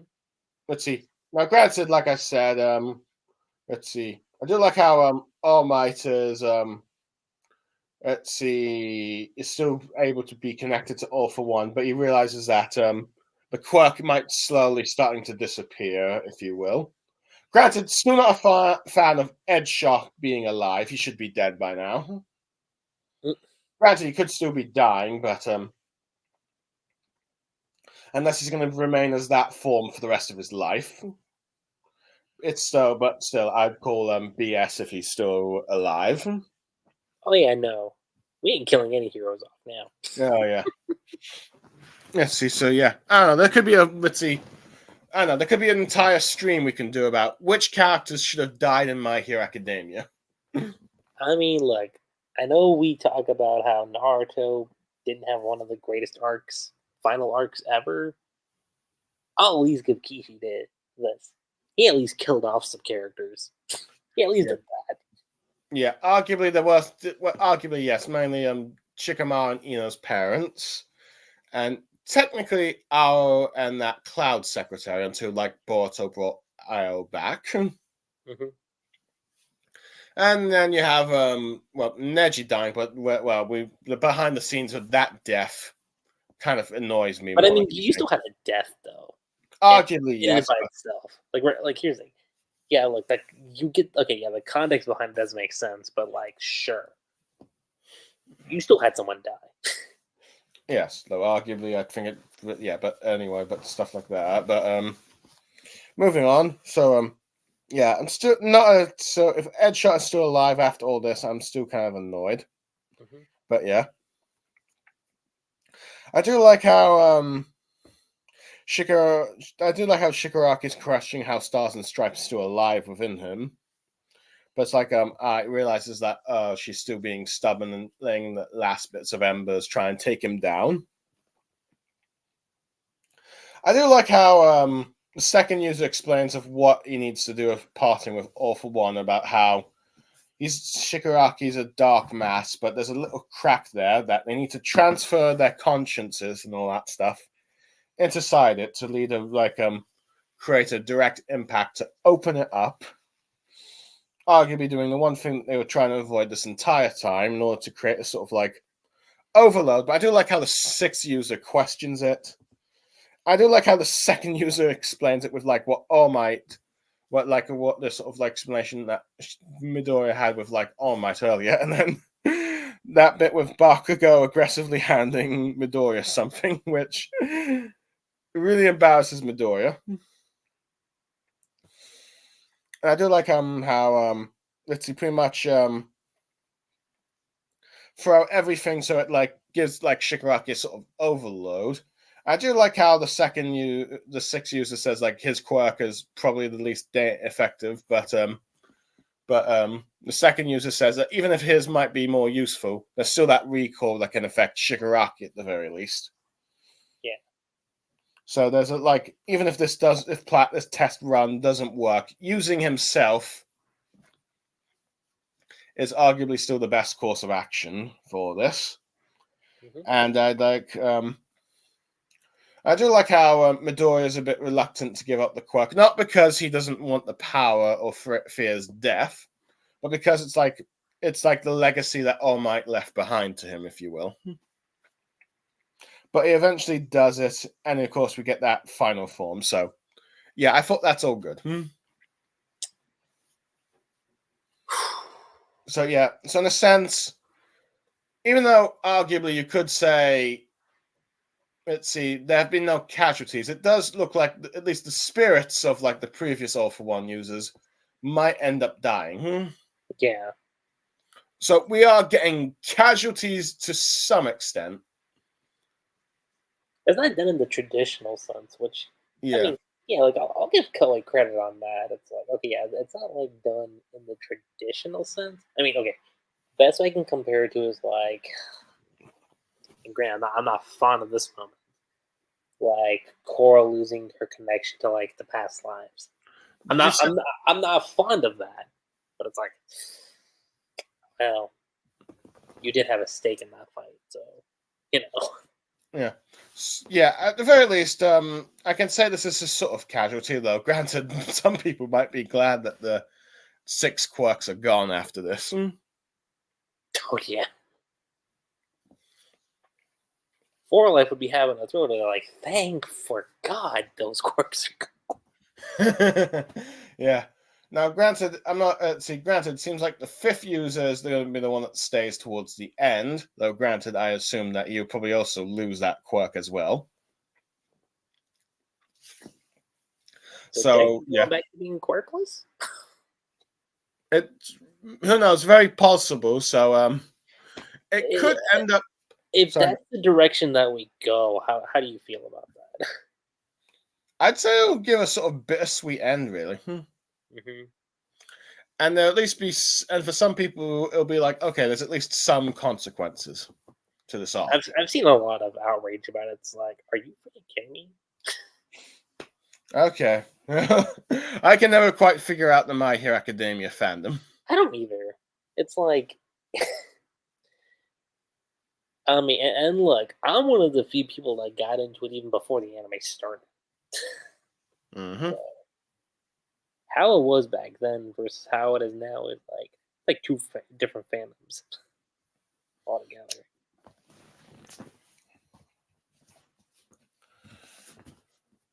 I suppose so. So, yeah. It used to be so chill, so calm, so relaxed.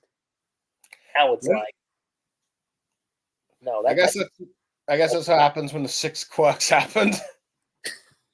I mean, okay, arguably the overhaul arc also caused a bit of divide, but still, I don't think it was as bad though. no. At worst, people said it was a bit of a rather disappointing arc, and it's like this quirk, this I mean, multiple quirk. the main thing I always said was that it was mostly pacing that I had an issue with. Mm-hmm.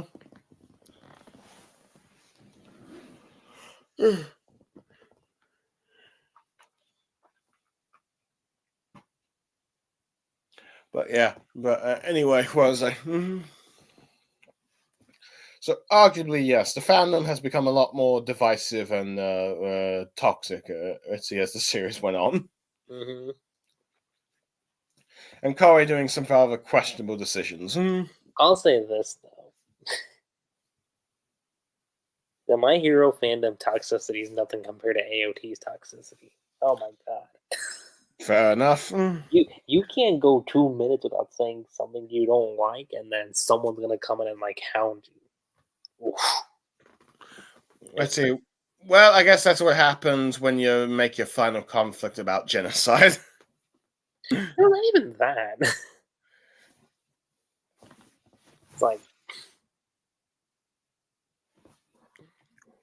like the name calling and all that. Could you say it a bit louder? No, it's not even that. It's like the shamming and like the disrespect. Well, to be honest, Like no, I'm not even talking about like you're a jerk or anything. I'm talking about like the absolute like lowest of lows that some people are willing to go. That's what I'm referring to. well, to be honest, Attack on Titan, see, Attack on Titan's hype just probably allowed that thing to happen. Unfortunately. Anyway, Anyway, let's see. I'm not going to go into like the fandom's let's see reactions anymore. So but yeah. Oh yeah. Let's see my thoughts. But yeah. So it's very possible that Midoriya might at least lose all for one, but at very least, or more likely at least lose at least the 6 quirks. Mm-hmm. Now, granted, could Midoriya be quirkless at the end? Now, let's see. That could lead to a very bittersweet end at the very least. It's like Midoriya saved Japan and the society, but he can no longer be a hero. Yeah, it would have been like it came at a great cost, which I know for a lot of like traditional shonen fans, it's like I don't like that. Personally, for me, I'm fine with it. It's just a matter of like how it's done, you know. Yeah. I mean, it could always end up being a case where, like, let's see, or it could do something like Promise Neverland, where the main character loses her memories, but she still ends up being with all her friends in the end. Yeah, true. Which some people thought, like, okay, if you're gonna do that kind of thing, you should probably have her actually not never meet her friends again. But yeah. So it's like but I guess we'll save the Promise Neverland from when you finally decide to do that Demon Slayer versus Promise Neverland Manga Wars podcast. That's definitely coming. I'll Let's say see. that. All right. Yes, I'm here. Let's see. Damn you, TV Alexa. See, Anyway, what? even the TV got excited. It's like, ooh. Uh-huh. Well, yeah, but anyway. Well, so yeah. Arguably, let's see, like I said, it seems like we might possibly be losing All for One. We just don't know what it is yet, but I do like how it seems to be at least, very least, sacrificing at least enough to do the crack to burst into like Shigaraki. Now, granted, we still don't know if Shigaraki is going to be redeemed or if he's going to die a villain. We don't know yet. Let me ask you this: do you think, because this current volume starts with chapter 411, Mm-hmm. do you think this current volume we're on is going to be the final volume in My Hero?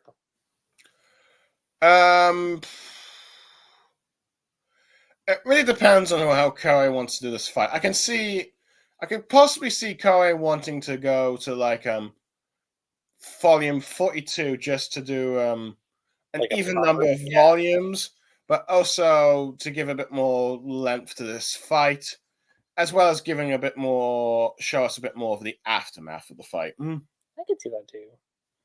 At the very least, let's see, this is probably the final fight, but at the very least, I think we're pretty much going to be at least two volumes at most. Yeah. And if it does end up lasting longer than like both the Naruto and Attack on Titan one, I'll give props to My Hero at the very least for that. I mean, granted, yes, this fight has been going on long in the background and arguably, unfortunately, cut off screen a bit too much, but at the very least, we're here now, and it looks like the stakes have been raised to their highest, and we'll see. The only thing, whether or not we'll probably either make or break My Hero Academia for so many people is how Shigaraki's handled and how possibly Midoriya loses those quirks. Though I say that and all that stuff, but we do have that fourth movie coming out. And I still don't know about the title of that movie, though. Let's see. Sorry, what? I said I still don't know how I feel about the title of that movie, though. Fair enough. And I have no idea if that movie's taking place before the end of the manga or after. I think it's before. Okay, so at the very least, it might mean that Midoriya, if it's before, it could still mean that Midoriya loses All for One. But if it's after, then no. It's kind of like how when the last came out, it spoiled that Sasuke still survived at the end. Let me see. With all that marketing. I'm going to see what the timeline says.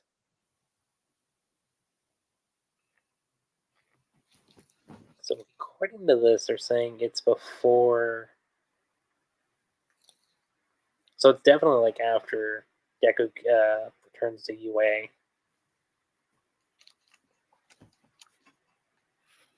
Yeah, that's it. Right. So just before the final fight. Mm-hmm. Okay. Well, I'm not sure what they were able to do there, though they seem to be doing some sort of evil All Might or some fake All Might, but judging by the poster, but yeah. But at the very least, we know that, let's see, Midoriya is either going to be, let's see, we're just pretty much, yeah. Pretty much it's all setting up to whether or not Shigaraki can be redeemed or not, or if Midoriya is going to lose his quirk in this fight. But at the very least, the climax is here now. And I do like how we got like Midoriya's darkest transformation yet. For sure. That is definitely the highlight of the chapter. Easily. But yeah. No, anyway, overall, like I said, I'll probably give this like a 8 out of 10. And maybe a 9. It really depends on whether or not long term if Edgeshot dies or not. Good point. So yeah. And for you, it's a 10 out of 10. Yeah. Anyway, I think we just pretty much just about covered this chapters, and we've probably gone on longer than we probably should have. Let's see. Blimey, 2 hours. I mean, we did kind of break down like the whole entirety of like the 4 chapters, so yeah. And to be fair, we also probably kind of went into this sort of discussion about different walks. Yeah. That's probably a stream to save for another time. But anyway, thank you for joining me, Lucky Chi. And for those who end up listening, managed to listen to this entire stream, props to you, I guess. But, I mean, if you guys think this stream is long, now Blue and I have done longer podcasts than this, so. So yeah, arguably, if you managed to last this long, let's say hopefully you enjoyed what me and Lucky Chi had to said, and we're willing to listen to what we say next time. But for now, I am Blue Star Saber. I'm Lucky Chi. And we are signing off. Thank you for enjoying us, and goodbye, everyone. Plus Ultra. Later.